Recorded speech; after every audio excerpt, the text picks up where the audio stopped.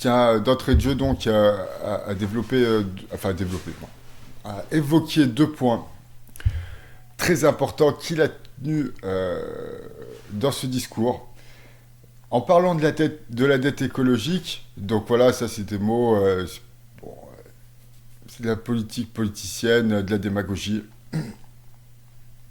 Mais il a pas, donc il a parlé de la dette écologique, ça c'est de la démagogie.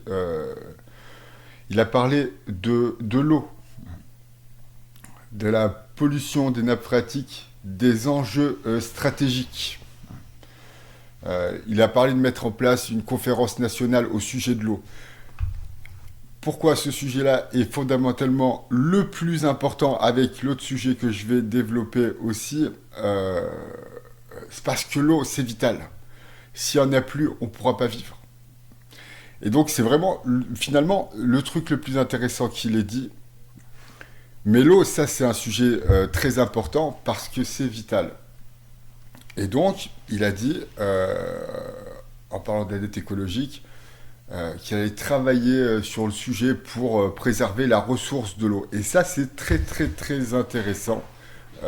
Voir jusqu'où il ira dans la démarche, parce que l'eau est le bien le plus précieux de l'humanité, hein, selon la formule consacrée. Donc il a parlé de ça, et c'est donc le truc le plus intéressant qu'il ait dit. Il a aussi dit,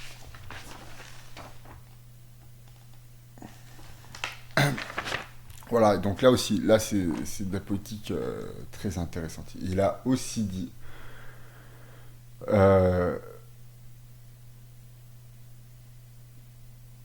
qu'il ne reviendrait pas sur les libertés conquises, à savoir l'IVG, le mariage pour tous et la PMA.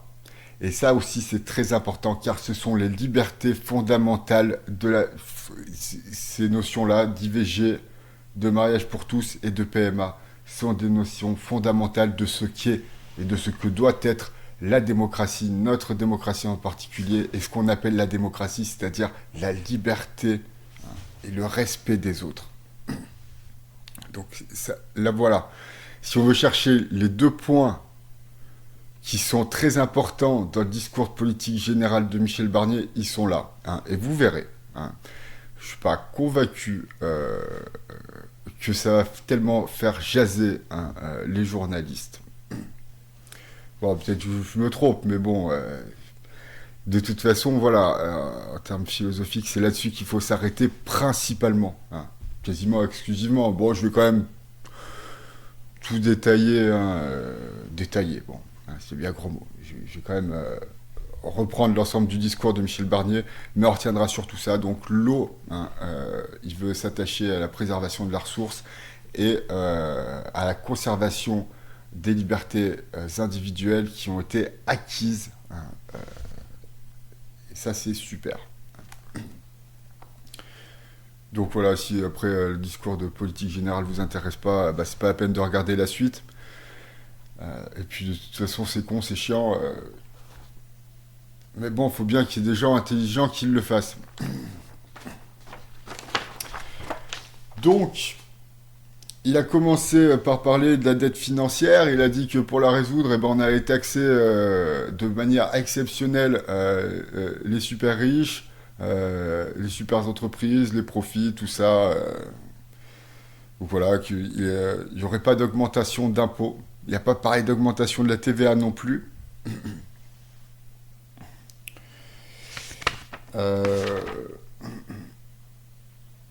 Alors bon... Michel Barnier avait tenu un discours lors de sa prise de fonction, hein, où il parlait du respect qui devait exister entre les puissances politiques et tout. Il a refait le même sermon, grosso modo. Hein. Il a dit hein, qu'il souhaitait mettre en place une consultation citoyenne tous les ans où à la mairie, les citoyens ou les maires discuteraient les uns avec les autres, où le maire pourrait consulter ses administrés. On ne sait pas trop à quoi ça sert. Par rapport au niveau de vie des Français, Donc dans un paragraphe où il évoquait 5 chantiers, il y avait le niveau de vie des Français. Et donc dans le niveau de vie des Français, il a parlé de la création d'un livret d'épargne lié à l'industrie. Nouvelle épargne consacrée à l'industrie.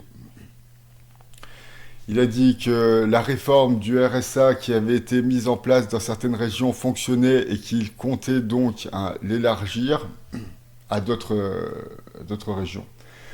Il revalorisera le SMIC. Il veut pratiquer l'actionnariat salarié dans les grandes entreprises et dans les plus petites entreprises. Il veut construire des nouveaux logements et revoir les normes sur le logement. On sait qu'il y a eu une réforme sur les normes du logement, ce qui fait que certaines personnes ne peuvent plus louer leur bien car leur bien n'est pas aux normes. En parlant de l'agriculture, il veut donc travailler sur les marges qui existent entre l'agriculteur et la grande distribution. À propos de l'agriculture, il souhaite donc pérenniser la souveraineté alimentaire en assurant le renouvellement des générations d'agriculteurs. Maintenant, à propos de l'école et de la jeunesse, donc il dit que l'enseignement n'a pas besoin de réforme des programmes, que le plus important, c'est l'amélioration des conditions de travail au sein de l'enseignement. Il veut promouvoir la culture et le sport pour les jeunes.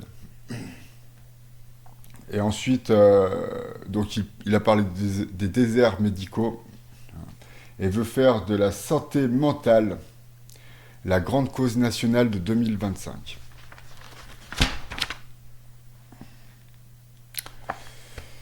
Donc, un sujet super intéressant, la sécurité. Donc là, faut pas rêver, c'est que du blabla. Alors, comment les choses vont-elles pouvoir changer?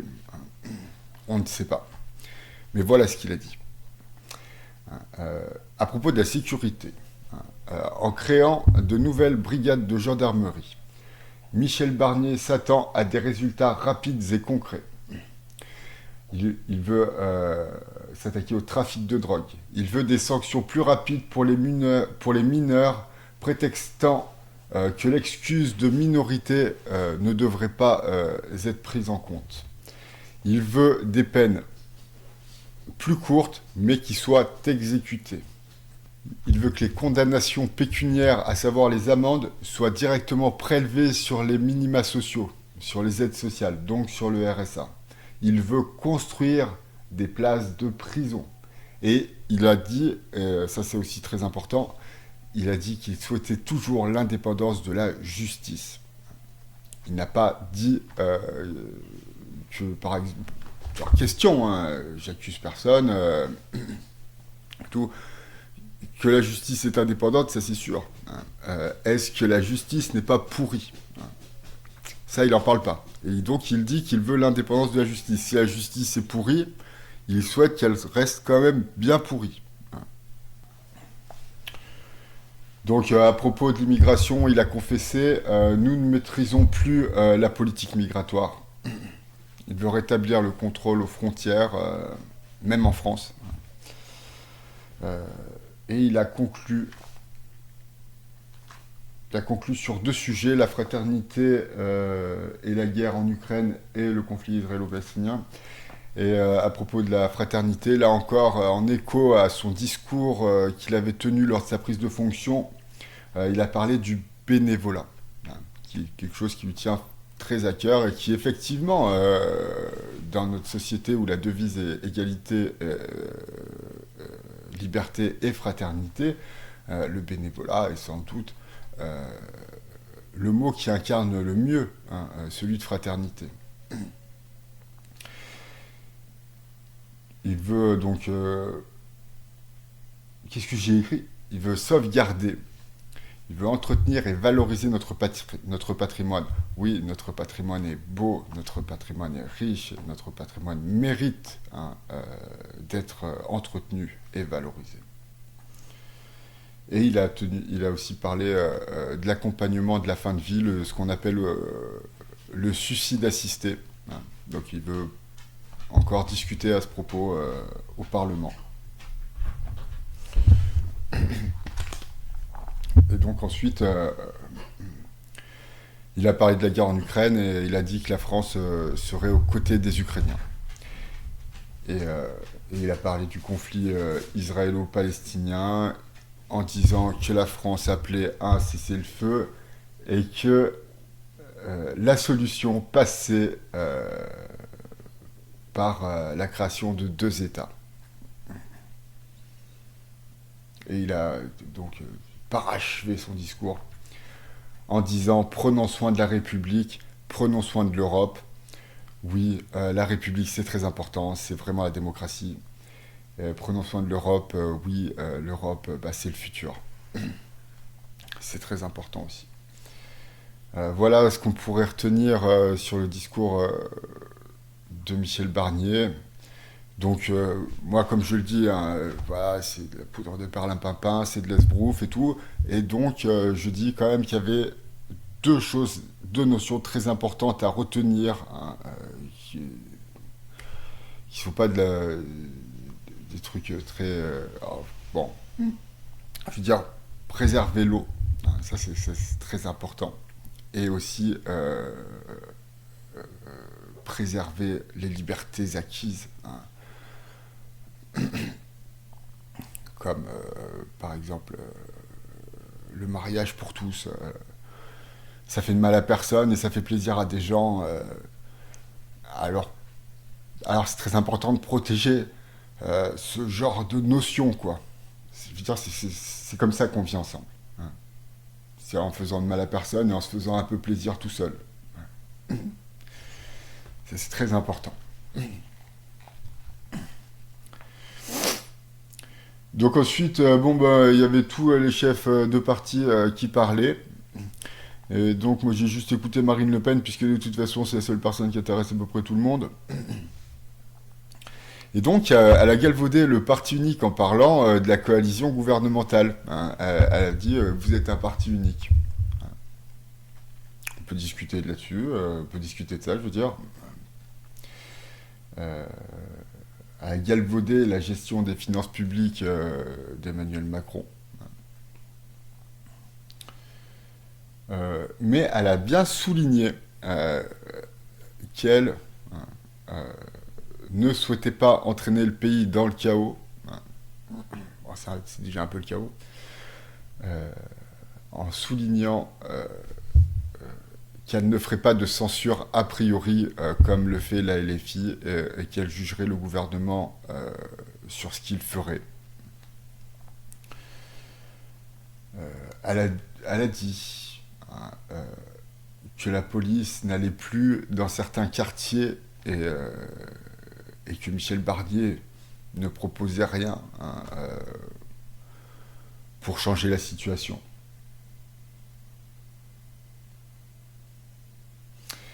Et elle a dit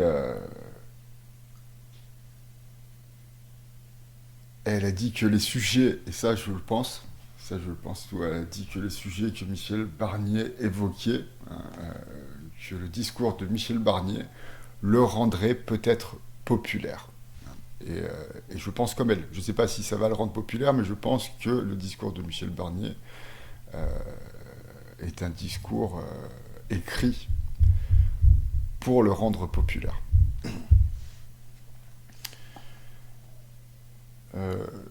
Un dernier point sur Marine Le Pen, les points sur lesquels elle proposerait une motion de censure. Elle ne veut pas une évolution de la pression fiscale sur les classes populaires et les classes moyennes. Pas de hausse d'impôts. Sinon, c'est censure. Elle veut que les hausses d'impôts sur les riches, sur les plus riches, sur les entreprises, les plus riches, servent aux travailleurs, est une répercussion sur le niveau de vie des travailleurs. sinon censure. Elle veut qu'il y ait une réponse à l'invasion migratoire, concrète, sinon censure. Et elle exige un scrutin proportionnel à un tour pour les législatives, sinon c'est censure. Et donc là, je veux dire, sur ce dernier point, on se dit, mais si elle obtient